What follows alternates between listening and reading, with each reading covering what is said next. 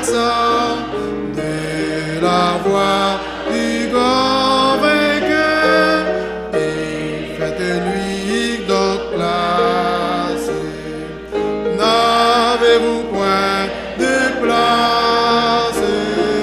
N'avez-vous point de place pour Jésus le grand vainqueur? N'avez-vous point de place?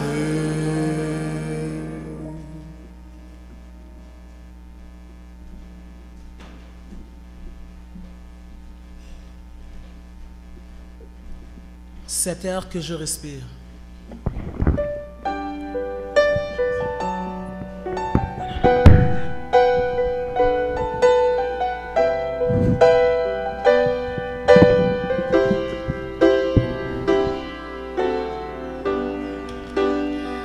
Cet air que je respire, cet air que je respire, c'est ta présence qui vit en moi.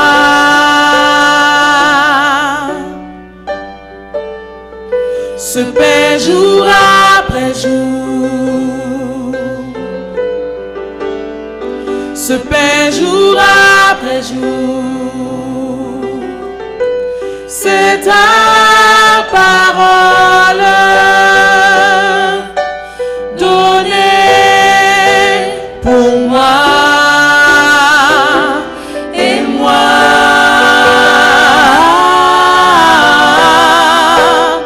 J'ai tant besoin de toi.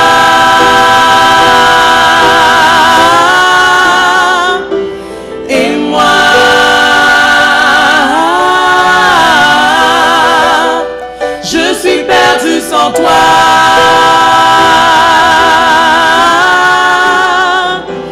et moi,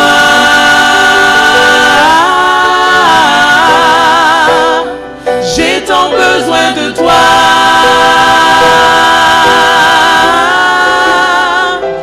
et moi,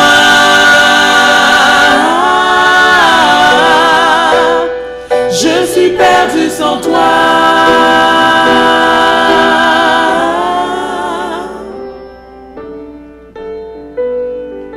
Cet air que je respire, cet air que je respire, cet air que je respire.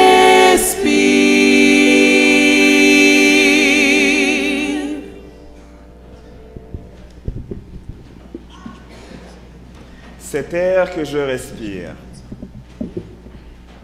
c'est ta parole, c'est ta présence. Encore une fois, je vous souhaite une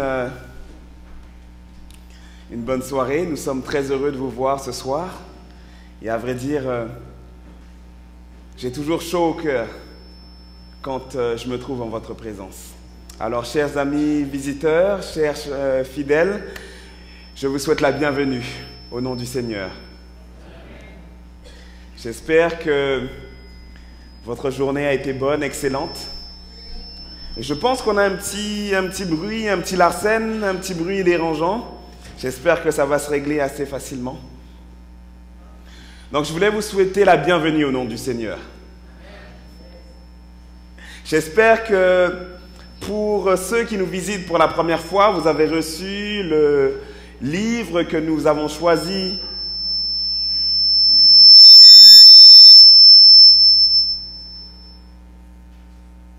Est-ce que c'est correct? J'espère que vous avez reçu le livre que nous avons choisi spécialement pour vous. À vrai dire, ce livre vous aidera dans votre quête du bonheur. Comme je l'ai déjà mentionné et que auparavant, à l'intérieur de ce livre, il y a des cartes de présence. Ces cartes de présence nous servent à enregistrer vos présences et à prier spécialement pour vous.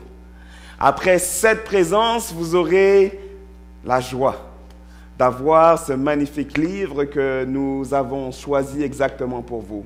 Ce livre vous aidera aussi dans la connaissance du bonheur. Et en fin de compte, il retrace l'histoire du christianisme et de la parole de Dieu. Après 14 présences, vous pourrez avoir cette magnifique Bible. Et dans cette Bible, il y a à la fin les résumés de presque tous les messages que je présente soir après soir. Donc, cette Bible-là, vous ne pouvez pas la trouver ailleurs. Nous l'avons fait faire spécialement pour vous. Donc, si vous allez à la maison de la Bible, bien sûr, vous ne l'aurez pas. C'est une Bible spéciale que j'aime utiliser pour les études bibliques. Donc, j'espère que vous pourrez en faire l'acquisition après 14 présences.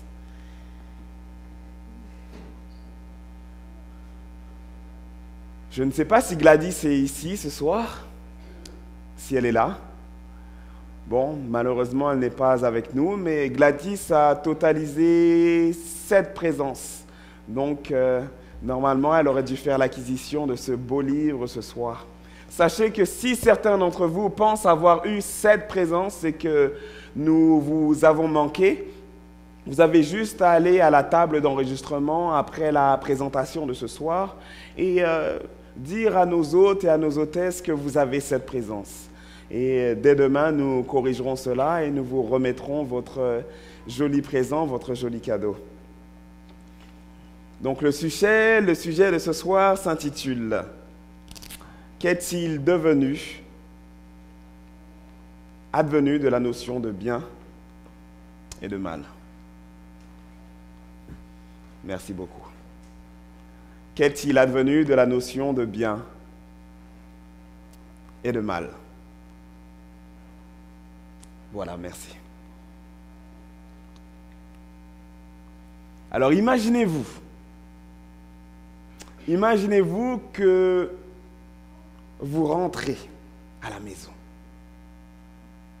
et que vous trouvez votre mari ou votre femme en train de manger du poisson.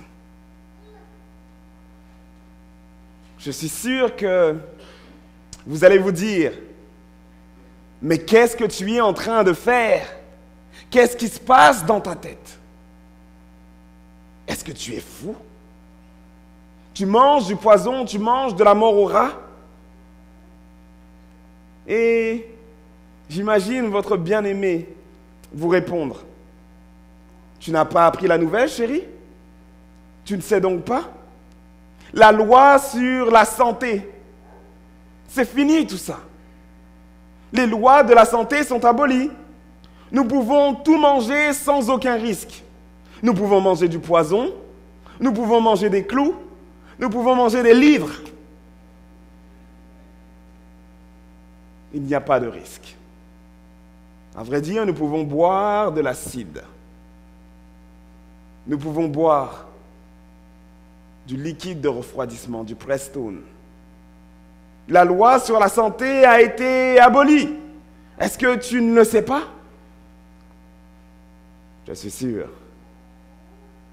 que vous allez dire à votre bien-aimé: est-ce que tu es fou? Est-ce que tu as un problème? Tu me niaises-tu? Certainement, vous lui direz quelque chose comme ça. Et vous allez vous diriger vers l'assiette et la jeter et la balancer. Parce que c'est certainement qu'il a perdu la tête. Un jour, j'étais en train de jouer avec ma sœur. Et nous étions en train de nous amuser. Et puis ma sœur avait très très soif. Alors elle est partie dans la cuisine et elle a attrapé une bouteille. Et elle a commencé à boire. Elle a bu. Elle a bu. Elle a trouvé que l'eau avait un petit goût bizarre. Mais c'est pas grave, elle a continué à boire. Elle a bu, elle a bu, elle a bu. Et puis après, elle a commencé à avoir des maux de ventre. C'est comme si son ventre lui faisait mal. Elle s'est mise à terre et elle a commencé à crier, à hurler. Ma mère a couru, elle est venue voir qu'est-ce qui se passe. Elle a vu que le linge de ma sœur avait commencé à changer de couleur. Elle avait bu de l'eau de Javel. Alors tout de suite, on a dû la transporter d'urgence à l'hôpital. Et on lui a fait un lavement d'estomac. De l'eau de Javel. Vous savez, si vous mangez, si vous buvez n'importe quoi, vous pouvez avoir des problèmes physiologiques. Si vous mangez, vous buvez n'importe quoi, vous pouvez même mourir. L'eau de Javel détruit, vous ronge de l'intérieur. Il y a des lois qui gouvernent notre corps. Ces lois, ce sont les lois de la santé. Vous ne pouvez pas boire de l'eau de Javel. Vous ne pouvez pas décider d'aller manger des roches, des pierres dehors. Vous ne pouvez pas manger du papier toilette. Il y a des lois. Et à vrai dire, c'est pour ça que lorsque certaines personnes décident de fumer, étant donné qu'il y a des lois de la santé, ces personnes, lorsqu'elles décident de fumer, le corps n'est pas fait pour prendre de la nicotine, de la cigarette et puis toutes les substances qu'il y a à l'intérieur. Le corps se dégrade. Et à vrai dire, c'est la mort. C'est pour cela que lorsque l'on prend des drogues ou des médicaments à outrance, notre corps commence à réagir. C'est pour cela que lorsqu'on boit de l'alcool, on détruit notre foie. Il y a des lois sur la santé, on détruit notre cerveau. Il y a des lois sur la santé. Nous ne pouvons pas mettre n'importe quoi dans notre corps. Il y a des lois. Et notre corps est gouverné par ces lois. Savez-vous que non seulement notre corps, votre corps est gouverné par des lois, les lois de la santé, mais que ce monde dans lequel nous habitons, lequel nous vivons, est aussi gouverné par des lois naturelles. Est-ce que vous connaissez la loi de la gravité? Lorsque vous laissez tomber quelque chose, la chose est attirée vers le sol. C'est la loi de la gravité. Est-ce que vous connaissez la loi de la chaleur, la loi de la thermodynamique? Vous connaissez cette loi? Lorsque l'on frotte deux pièces l'une contre l'autre, elles dégagent de la chaleur. C'est la loi de la thermodynamique. Est-ce que vous connaissez la loi de la relativité? 1 égale mc2. C'est pour cela que maintenant nous avons des centrales nucléaires et que nous avons même la bombe à hydrogène. À cause de ces lois. Les lois régissent notre univers. Les lois ont été créées par Dieu. Ce sont des lois naturelles établies pour gouverner notre monde. Ces lois gouvernent notre monde. Mais vous voulez savoir? Certains disent aujourd'hui, certaines églises disent aujourd'hui, et à vrai dire, beaucoup d'églises disent aujourd'hui, que la plus grande loi, la loi de Dieu, a été abolie. En fin de compte, ces églises disent que les 10 commandements, celles que Dieu a écrites de son propre doigt, ont été abolies. C'est ce que les gens disent.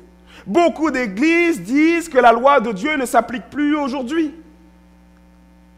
Alors d'accord, si c'est vrai, disons que c'est vrai, la loi de Dieu ne s'applique plus aujourd'hui. Ça veut dire que le meurtre, il n'y a pas de problème. On peut aller et tuer des gens. Si la loi de Dieu a été abolie, ça veut dire que commettre l'adultère, c'est correct. Si la loi de Dieu n'a pas été abolie, ça veut dire que le vol, c'est correct. Pourtant, ces lois sont les bases de notre société. Les lois même que nous disons qui ont été abolies sont ces mêmes lois que nous avons choisies, que la société a choisies, en grande partie, pour être la base, le fondement de cette société. Si les lois ont été abolies et la loi de Dieu a été abolie, pourquoi a-t-on mis Guy Turcotte sous arrêt? Pourquoi le procès de la famille Chafia? Pourquoi? Si la loi de Dieu a été abolie, ces choses ne sont pas mauvaises. Car Dieu a dit dans sa loi, et lisons ensemble, Exode 20, versets 13, 14 et 15. Tu ne tueras point, tu ne commettras point d'adultère, tu ne déroberas point. Nous pouvons vivre comme bon nous semble. Nous pouvons vivre comme bon nous semble. Et abolir ces lois. Et dire qu'elles sont abolies. Mais si nous voulons vivre comme bon nous semble et dire que ces lois sont abolies, ça veut dire que nous devons enseigner à nos enfants que le vol, c'est bien. Nous devons enseigner à nos enfants que le meurtre, c'est correct. Nous devons enseigner à nos enfants que l'adultère, c'est correct. Ce sont ces choses-là que nous devons enseigner à nos enfants, car il n'y a pas de problème. Alors peut-être qu'il se peut qu'il y ait un lien entre le fait que certaines églises enseignent que d'après elles, la loi de Dieu a été abolie et le fait que nous avons une épidémie de violence. Peut-être qu'il y a un lien étroit entre le fait que nous avons une épidémie d'immoralité et que nous voyons cette immoralité partout et le fait que nous enseignons, que certaines églises enseignent que la loi de Dieu a été abolie. Peut-être qu'il y a un lien entre le fait que la loi de Dieu a été abolie dans notre société et que peu de personnes connaissent la différence entre le bien et le mal. Avez-vous remarqué que les crimes ont augmenté? Est-ce que vous avez remarqué ça? Les crimes ont augmenté. Les meurtres ont augmenté. Il suffit de regarder les informations, de regarder la télé. Et vous réaliserez que les crimes, les meurtres, les vols, toutes ces choses-là n'ont fait qu'augmenter. Et ça va de mal en pire. Avez-vous remarqué la promiscuité sexuelle? Avez-vous remarqué le nombre croissant d'augmentation de drogués? Avez-vous remarqué les émeutes? Toutes ces choses-là. Que vous alliez à Montréal, que vous alliez à Port-au-Prince, que vous alliez en France, à Paris, que vous alliez à Miami ou à New York, que vous alliez à Vancouver ou à Toronto. C'est la même chose. Des épidémies de violence. Des épidémies de promiscuité sexuelle. Comment pouvons-nous expliquer cette pandémie de la violence? Comment est-ce qu'on peut expliquer ça? Quelle est la cause, en fin de compte, de la violence dans notre société? Eh bien, l'augmentation de la violence est due au fait que nous n'arrivons pas à distinguer le bien du mal. Nous n'arrivons pas à distinguer ce qui est bien de ce qui est mal. Notre société ne veut pas de restrictions. Les gens veulent l'amour, ils veulent le bonheur, mais sans la loi. Ils veulent l'amour, ils veulent être heureux, ils veulent le bonheur, mais ils ne veulent pas respecter de loi. Le rejet de la loi de Dieu, le rejet de la loi morale a comme effet pervers qu'il n'y a plus de morale. Et les gens ne savent pas distinguer le bien du mal. Vous savez, c'est comme si notre société a perdu le nord, elle a perdu sa boussole. D'ailleurs, maintenant, ce qu'on dit, c'est que c'est bien pour moi, mais ça peut être mauvais pour toi. Mais ça peut être bien pour moi, mais ça peut être mauvais pour toi. En fin de compte, c'est relatif. Le bien et le mal, ça dépend de l'individu. Il n'y a pas vraiment de base, de fondement solide. Chacun peut décider selon son âme et conscience. Mais la Bible est claire. Elle nous dit dans Proverbe 28, verset 26, lisons ensemble, Proverbe 28, verset 26, « Celui qui a confiance dans son propre cœur est un insensé. » Si nous faisons confiance à notre propre cœur, nous sommes des insensés. Seuls les insensés peuvent faire confiance à leur propre cœur. Lorsqu'Adam et Ève ont péché, la Bible nous dit que l'image de Dieu a été déformée, changée dans leur cœur. Leur nature a changé. C'est pourquoi la Bible dit dans Jérémie 17 au verset 19 que nous allons évoquer ensemble. Le cœur de l'homme est tortueux. Par-dessus tout, il est incurable. Il est tortueux. Le cœur de l'homme, vous ne pouvez pas le faire confiance. On ne peut pas faire confiance à une confiance ou à une moralité qui est polluée. Vous ne pouvez pas faire confiance à votre cœur. Et c'est pour cela que nous sommes assaillis par la peine et par la misère. C'est pour cela que nous sommes assaillis par les troubles de violence. Parce que nous avons rejeté la loi de Dieu. Lisons ensemble Osée au chapitre 8 au verset 7. Puisqu'ils ont semé du vent, ils moissonneront la tempête. Puisqu'ils ont semé du vent, ils moissonneront la tempête. Nous avons semé le vent. Nous avons glorifié l'adultère. Dans les médias, c'est de l'adultère que nous voyons. Toutes les sitcoms que nous regardons, c'est de l'adultère.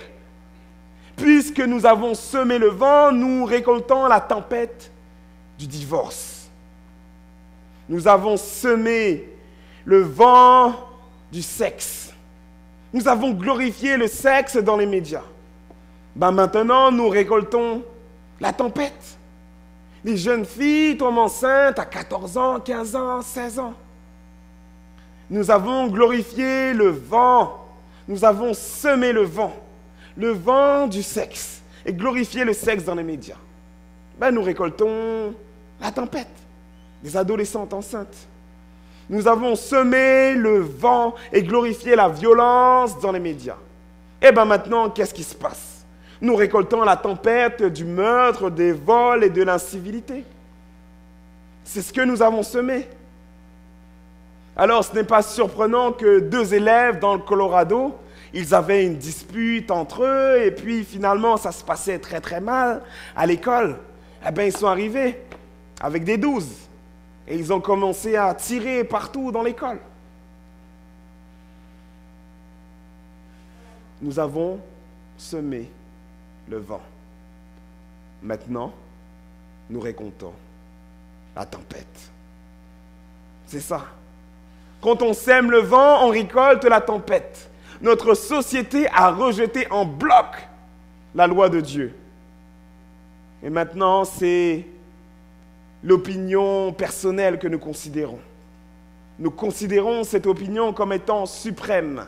Fais comme tu veux. Tu n'as pas besoin de respecter la loi de Dieu. Fais comme tu veux. Maintenant, nous récoltons la tempête. Pourtant, Dieu avait dit, il avait même écrit les commandements de son doigt, de son propre doigt. Il les avait écrits sur des tablettes de pierre. Lisons ensemble Exode au chapitre 32, au verset 16. Ces tablettes étaient l'œuvre de qui? L'œuvre de Dieu. Et l'écriture était celle de qui? Celle de Dieu, gravée sur ces tables. Dieu voulait envoyer un message clair. Un message clair. Il voulait envoyer un message d'importance. En fin de compte, ces lois étaient tellement importantes qu'il ne les a pas laissées à Moïse. Il n'a pas laissé à Moïse le soin d'écrire ces lois. Il les a écrites de son propre doigt. Ma loi est trop importante. Alors je l'écris de mon propre doigt, dit Dieu. Lisons ensemble Exode 31, verset 18. Lorsque l'Éternel eut achevé de parler à Moïse, il lui donna les 2 tables de pierre écrites du doigt de qui? Du doigt de Dieu. Dieu a pris le temps d'écrire les 10 commandements de son propre doigt parce que c'était trop important. Tout gouvernement a des lois. Le gouvernement du Québec a des lois. Le gouvernement haïtien a des lois. Le gouvernement français a des lois. Le gouvernement américain a des lois. À plus forte raison, le gouvernement de Dieu. La loi de Dieu est la base du gouvernement céleste. C'est la raison pour laquelle Satan déteste tant la loi de Dieu, parce qu'elle est la base de son gouvernement. Souvenez-vous, Satan, nous avons étudié ça, était un ange et il était dans le ciel. Et il a mis son autorité au-dessus de celle de Dieu. Ainsi, il s'est rebellé. Il est parti voir un tiers des anges. Et ils se sont rebellés contre l'autorité de Dieu. Il a mis sa loi au-dessus de celle de Dieu. Il voulait faire comme il voulait. Et ainsi, Satan et ses anges, un tiers des anges, ont été rejetés du ciel, expulsés, et ils sont sur la terre. Oui, souvenez-vous, Adam et Ève. Adam et Ève perdirent le jardin parfait. Pourquoi? Parce qu'ils eurent d'autres dieux. Ils se placèrent eux-mêmes au-dessus de Dieu. Ils brisèrent la relation étroite, la relation intime qu'ils avaient avec Dieu, avec leur Créateur. Adam et Ève se mirent en rébellion contre Dieu.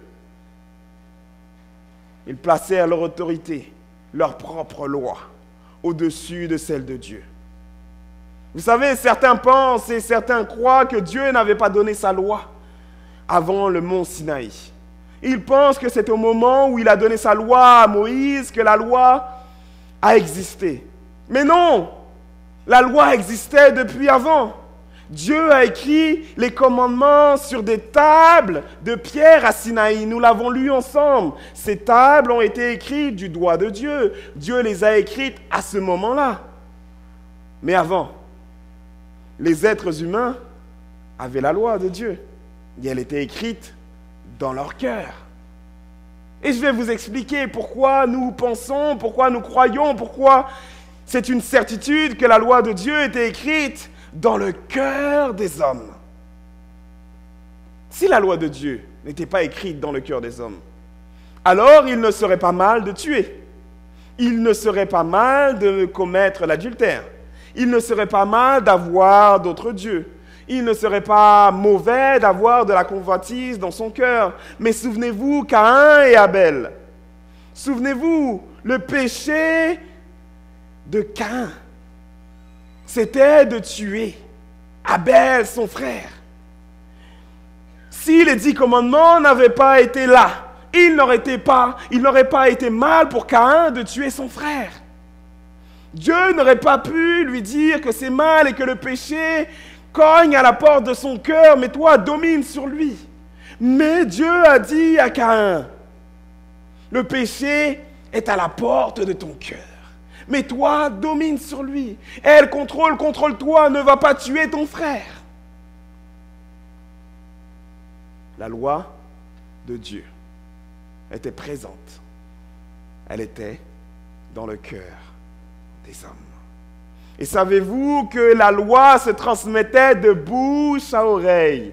Dieu a appris la loi à Adam et à Ève. Eux ont appris cette loi à leurs enfants. Ils l'ont enseigné, cette loi, à leurs enfants. Et les enfants enseignaient cette loi de génération en génération. D'ailleurs, la Bible dit clairement dans Romains 4, verset 15, là où il n'y a point de loi, il n'y a point non plus de transgression. Mais que signifie le mot transgression? Le dictionnaire dit que transgresser, c'est passer par-dessus une obligation, passer par-dessus une loi. Une transgression, c'est une violation. une violation d'une loi. D'ailleurs, la Bible qualifie le péché dans 1 Jean 3, verset 4, comme étant la transgression de la loi. Lisons ensemble. Le péché est la transgression de la loi. Le péché est la transgression de la loi. Le péché est la violation de la loi. Lorsque vous violez la loi de Dieu, vous péchez. Lorsque vous la transgressez, vous péchez. Lorsque vous passez par-dessus la loi de Dieu, vous péchez. Lorsque vous remplacez la loi de Dieu par vos propres lois, vous péchez. Le péché est la transgression de la loi. Rejeter l'autorité de Dieu, c'est péché. La Bible dit que là où il n'y a point de loi, il n'y a point non plus de transgression. Vous savez, sur les autoroutes allemandes, il n'y a pas de limitation de vitesse. Vous pouvez rouler à 250 km/h si vous avez une voiture qui roule à 250. Vous pouvez rouler à 280 km/h si vous avez une voiture qui roule à 280.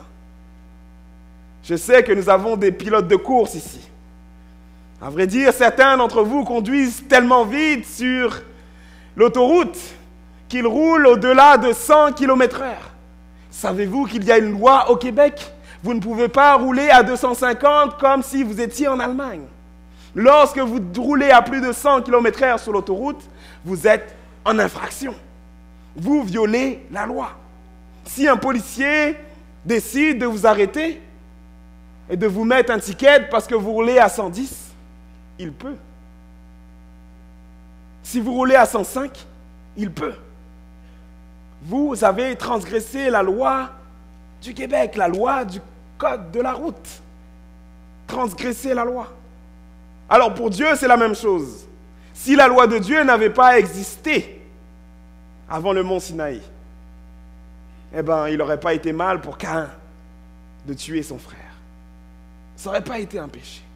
Ça n'aurait pas été mauvais. Vous ne pouvez pas punir votre enfant pour quelque chose que vous ne lui avez pas enseigné. Si vous dites à votre enfant, je ne veux pas que tu ailles jouer dans la cour, et qu'il va jouer dans la cour, là, vous pouvez le punir. Parce que vous lui avez dit auparavant. Mais si vous ne lui avez pas dit auparavant, vous ne pouvez pas le punir. Vous devez l'avertir et lui dire, tu ne peux pas aller jouer dans la cour. Maintenant, il sait qu'il ne peut pas aller jouer dans la cour. Et maintenant, s'il enfreint la loi, s'il transgresse la loi, s'il viole la loi, vous pouvez le punir.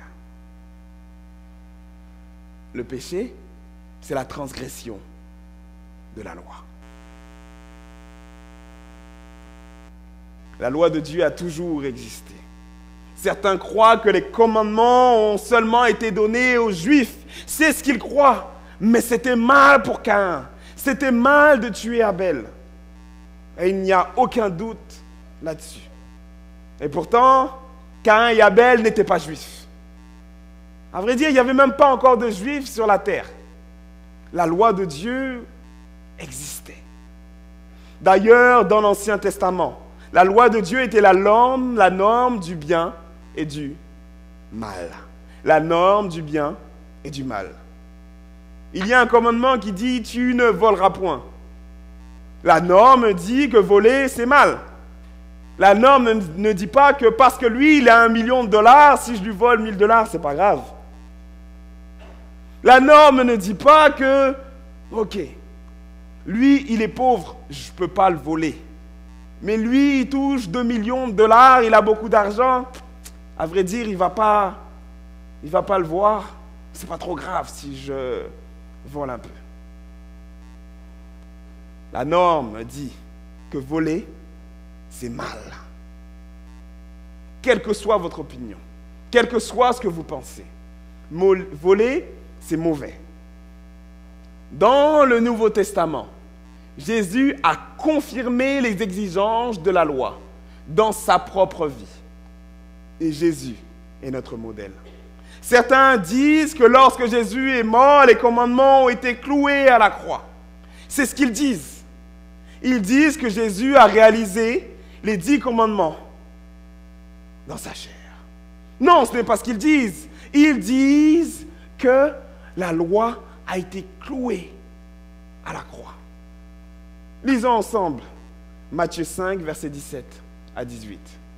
Ne croyez pas que je sois venu pour abolir la loi, dit Jésus, ou les prophètes. Je suis venu non pour abolir, mais pour accomplir. Jésus dit, je ne suis pas venu pour abolir la loi. Ne croyez pas que je vienne pour abolir la loi. À vrai dire, je vais confirmer la loi. Je vais aller au-delà de la loi. Certains disent que l'adultère, c'est commettre l'action.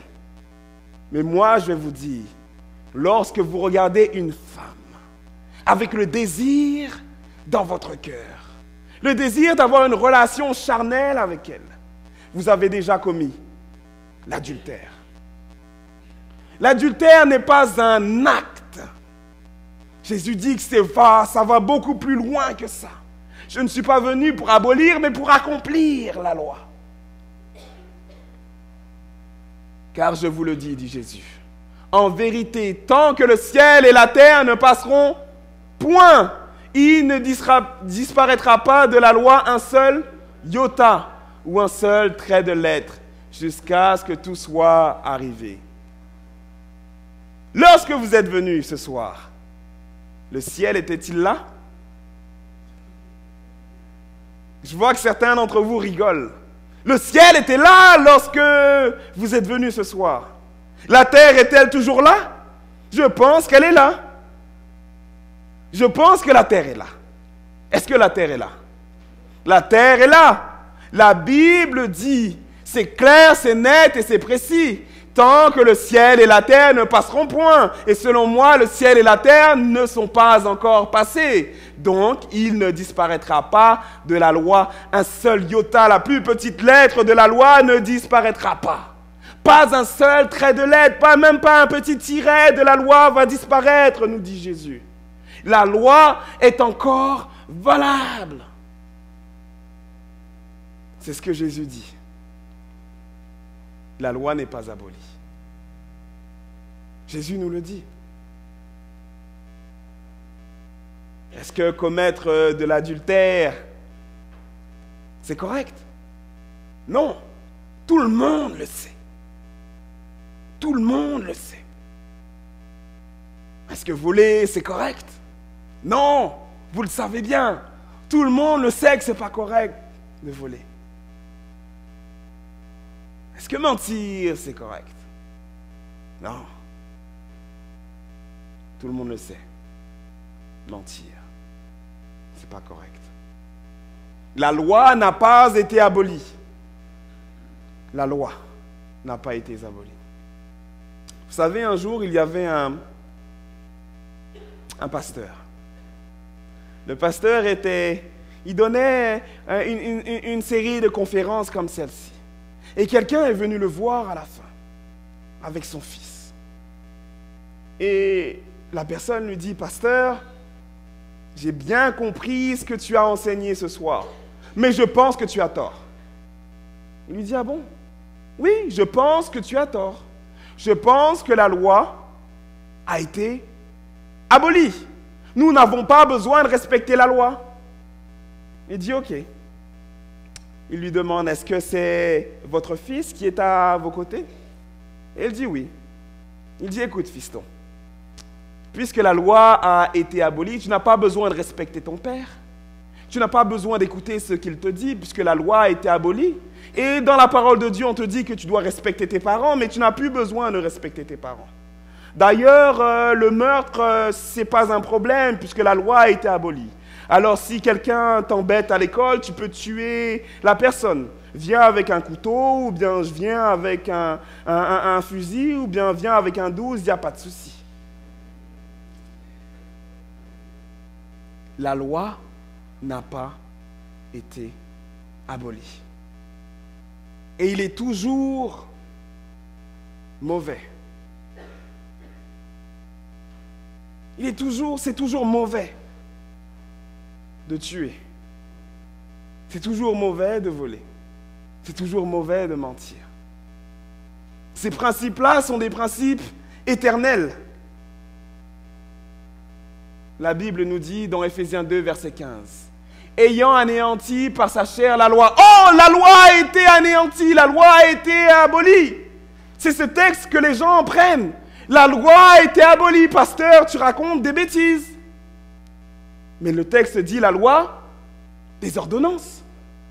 Le texte ne dit pas la loi de Dieu, les 10 commandements, mais le texte parle de la loi des ordonnances, dans ses prescriptions. Alors, quelle loi a été clouée à la croix? La loi des ordonnances, dans ses prescriptions. Souvenez-vous, nous avons étudié ensemble le système sacrificiel. Vous n'avez pas besoin de venir ici avec un agneau et de l'égorger devant l'autel. S'il vous plaît, ne ramenez pas d'agneau dans l'église pour les égorger ici devant. Ne prenez pas de pigeons, allez égorger des pigeons. Vous n'avez plus besoin de faire ça. La loi sacrificielle a été abolie. C'était pour nous montrer que pour qu'il y ait pardon, il faut qu'il y ait effusion de sang. C'était pour nous montrer que Jésus, le Sauveur, viendrait un jour et qu'il serait crucifié à la croix. C'est pour cela que Dieu avait donné à son peuple le système sacrificiel. Jésus était l'agneau de Dieu, l'agneau qui devait mourir à la croix. Souvenez-vous, lorsque Jésus pardonne des péchés, lorsqu'il a pardonné à la femme adultère, qu'est-ce que Jésus lui a dit? Il lui a dit, allez-y, je vous pardonne, mais vous pouvez aller encore pécher, commettre de l'adultère. Il lui a dit, je te pardonne, mais il n'y a pas de problème. Vas-y, aie du fun, éclate-toi. C'est pas ce que Jésus lui a dit. Jésus lui a dit, va et ne pêche plus. Oh, peut-être que Jésus lui a dit, ok, je te pardonne, mais ramène un agneau et sacrifie un agneau. Comme ça, tu seras pardonné. Est-ce que c'est ce que Jésus lui a dit? Non, Jésus lui a dit, va et ne pêche plus. L'amour de Dieu, l'amour de Jésus nous conduit à l'obéissance, non à la désobéissance. Jésus conduit toujours à l'obéissance, non à la désobéissance. D'ailleurs, Jésus dit dans Jean 14, verset 15. Jean 14, verset 15. Si vous m'aimez, gardez mes commandements. Si vous m'aimez, gardez mes commandements. Qui est-ce qui doit garder les commandements de Jésus? Ceux qui aiment Jésus. Si vous aimez Jésus, vous devez garder ses commandements. Mais si vous n'aimez pas Jésus, il n'y a pas de problème. Vous pouvez aller voler, vous pouvez aller tuer, vous pouvez aller faire ce que vous voulez. Parce que vous n'aimez pas Jésus. Jésus a dit, si vous m'aimez, si tu m'aimes, si tu m'aimes, garde mes commandements. Mais si tu ne m'aimes pas, tu n'as pas besoin de les garder. C'est sous-entendu. Si vous gardez mes commandements, dit Jésus dans Jean 15, verset 10. Vous demeurez dans mon amour. En fin de compte, si tu gardes mes commandements, ça veut dire que tu demeures dans mon amour. Ça veut dire que mon amour habite en toi. Ça veut dire que mon amour est en toi. Parce que tu gardes mes commandements. Parce que tu respectes mes lois. Si vous gardez mes commandements, dit Jésus, vous demeurez dans mon amour. De même que, oh, Jésus a gardé les commandements de son Père. Jésus les a gardés. Jésus a gardé les commandements, il nous dit de même que j'ai gardé les commandements de mon Père et que je demeure dans son amour. Alors si moi, Jésus, je demeure dans l'amour de Dieu, dans l'amour du Père, est-ce que toi, qui aimes Jésus, est-ce que tu dois garder les commandements de Dieu? Si tu dis que tu aimes Jésus, si vous dites que vous aimez Jésus, si nous disons que nous aimons Jésus, nous devons garder ses commandements.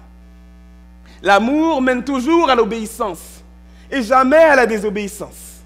Ça, nous le savons. Imaginez-vous qu'un jour, mesdames, on va parler aux dames ce soir. Mesdames, imaginez-vous que vous rencontriez un beau jeune homme, un beau prétendant. Bon, bien sûr, je parle à celles qui ne sont pas mariées. Vous rencontriez un beau jeune homme, un beau prétendant.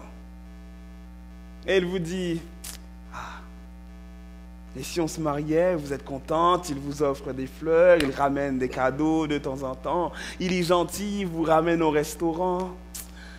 C'est quelqu'un de brillant, d'honnête.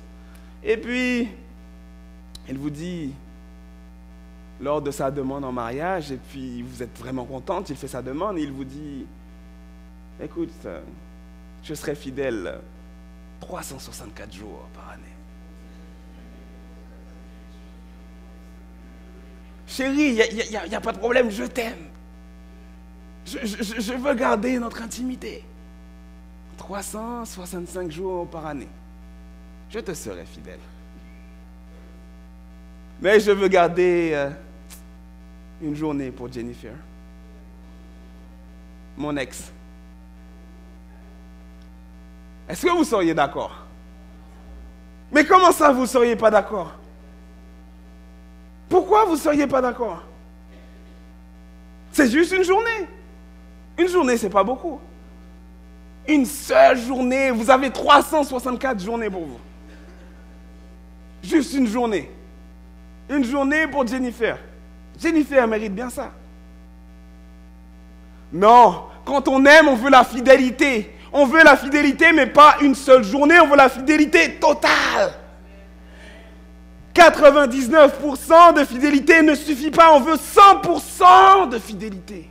Quand on aime, on respecte l'autre. Quand on aime, on respecte l'autre. Quand on aime Jésus, on garde ses commandements. On garde ses commandements. Si vous m'aimez, dit Jésus, gardez mes commandements.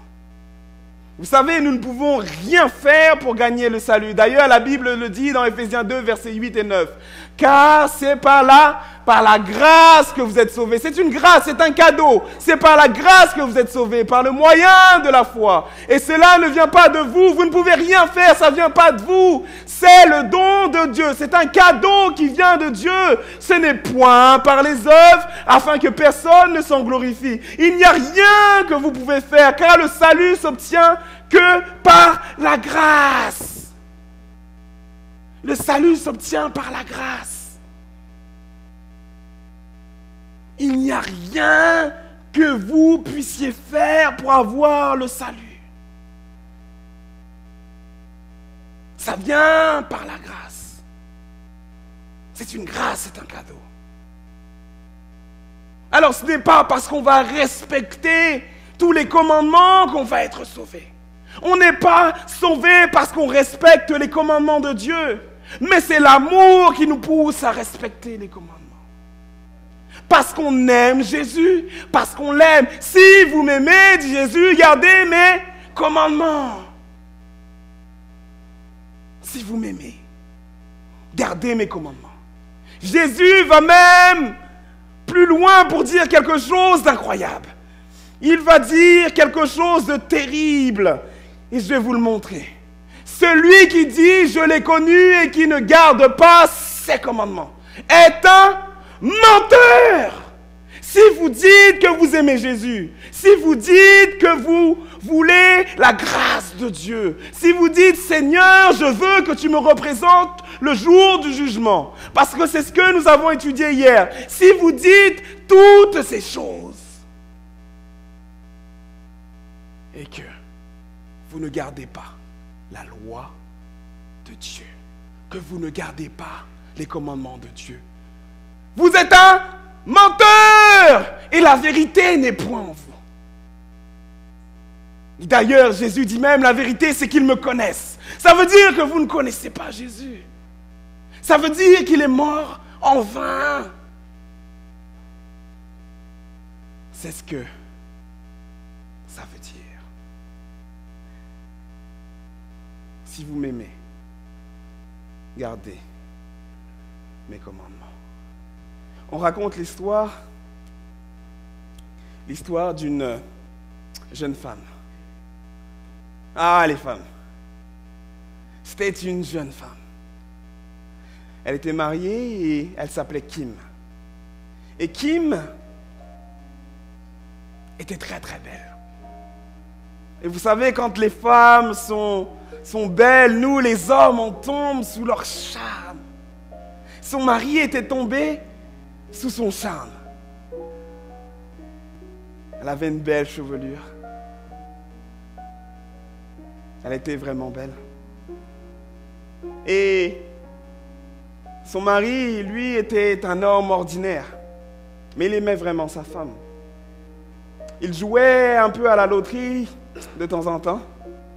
Et un jour, il a gagné plus d'1 million de dollars. Ouh! 1 million de dollars, c'est beaucoup d'argent. Sa femme était vraiment contente. Ils allaient pouvoir payer leurs billes, avoir beaucoup d'argent et vivre heureux pendant très très longtemps parce que l'argent ne serait plus un souci.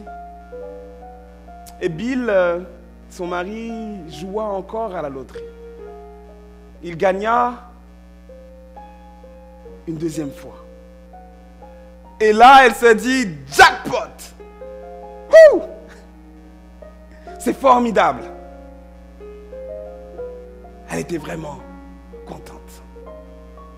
Mais vous savez, elle cachait son jeu. Je vous ai dit, toute chose va être révélée au jour du jugement, quand les livres vont être ouverts. Toute chose va être révélée. Cette femme avait un amant. Et en fin de compte, elle avait déjà appelé son amant pour lui dire « Hey, il a gagné.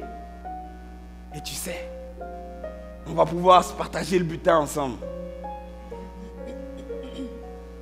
Et à vrai dire, quand elle a appelé son amant, son fils de 21 ans a entendu ça. Il avait le cœur déchiré. Mais l'histoire ne s'arrête pas là. Cette femme a comploté avec son amant pour tuer son mari. Elle avait engagé un tueur à gages. Et le fils vraiment était pris entre sa mère et son père. Mais il a pris son courage à deux mains. Et il a dit à son père ce qui allait arriver. La police, bien sûr, son père est parti voir la police et la police est entrée en jeu. On a tendu un piège à la mère. Et là, lorsque la mère est venue pour remettre l'argent au tueur à gages, le policier l'a attrapée, elle a été arrêtée. Elle a été emprisonnée et jugée, elle était coupable. Mais son mari a continué à venir la voir. Il a continué à la visiter.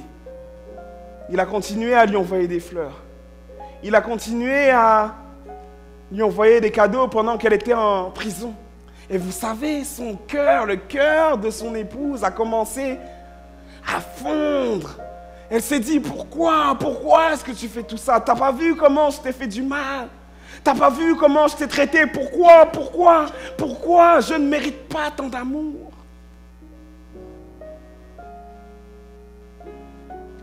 Mais il n'a pas lâché. Parce qu'il aimait sa femme. Il a dit, on n'efface pas 25 ans de vie commune comme ça. Il l'a pardonné. Il a payé la caution pour elle.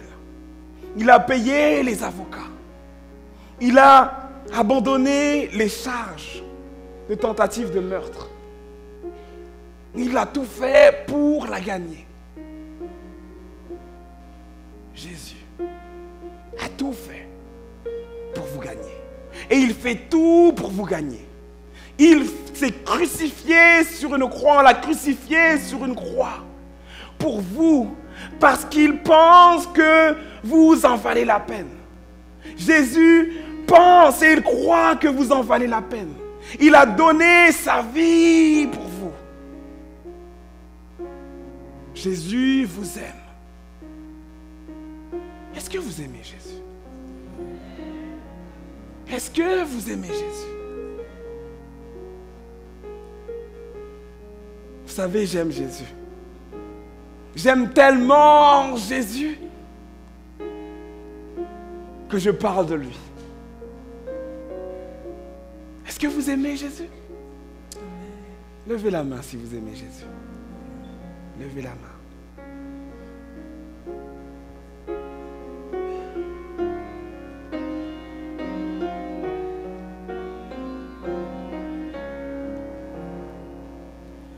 Pour toi, j'ai donné ma vie. Pour toi, j'ai versé mon sang. Ton âme à Satan ravie, échappe à son bras puissant. L'amour qui se sacrifie, là tu saisis par la foi. Pour toi j'ai donné ma vie, pécheur qu'as-tu fait pour moi? Vous savez, Jésus a donné sa vie pour vous et pour moi. Et il dit, si vous m'aimez, si vous n'aimez pas Jésus, il n'y a pas de problème. Mais il dit, si vous m'aimez, gardez mes commandements. Il dit, les commandements, quand tu les gardes, c'est un acte d'amour. Ça montre que tu m'aimes. Mais il dit aussi, je sais que ton cœur est souillé. Je sais que tu ne peux pas garder les commandements par ta propre force. Je sais que tu veux essayer, mais tu ne peux pas. Moi, je veux rentrer dans ton cœur. Si tu m'ouvres la porte de ton cœur, je rentrerai à l'intérieur. Et je t'aiderai. Je te donnerai la force de garder mes commandements. Ne voulez-vous pas ce soir que Jésus entre dans votre cœur? Ne voulez-vous pas ce soir que Jésus vous donne la force de garder ses commandements? Si vous voulez ce soir que Jésus entre dans votre cœur, si vous voulez ce soir que Jésus vous donne la force de garder ses commandements, parce que vous comprenez que Jésus vous aime, parce que vous voulez que Jésus vous représente au jour du jugement, levez-vous. Levez-vous.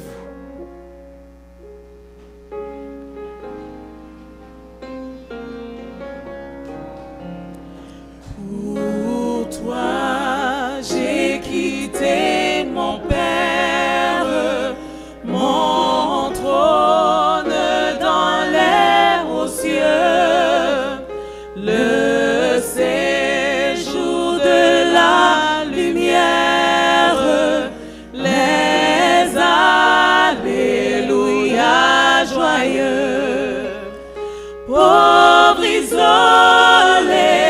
sur la terre, moi le grand et puissant roi, pour toi j'ai quitté mon Père. Toi qu'as-tu laissé pour moi? Inclinons la tête et prions ensemble. Seigneur Jésus, tu vois que tu as quitté ton Père pour nous, Seigneur. Tu vois, Seigneur, que ce soir, tu nous as dit qu'il est important et que tu veux nous donner la force, Seigneur, pour qu'on puisse garder tes commandements.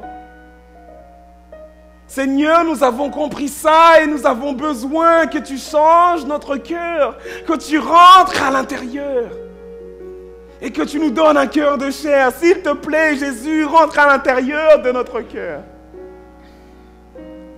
S'il te plaît, Jésus, fais ça pour nous. Seigneur, nous t'aimons. Amen. Je vous souhaite une excellente soirée. Sachez que demain, nous sommes jeudi soir et qu'il n'y a pas de conférence, mais nous aurons une autre rencontre ensemble vendredi à 7h. Que Dieu vous bénisse. Nous avons des choses que nous voulons remettre à nos visiteurs à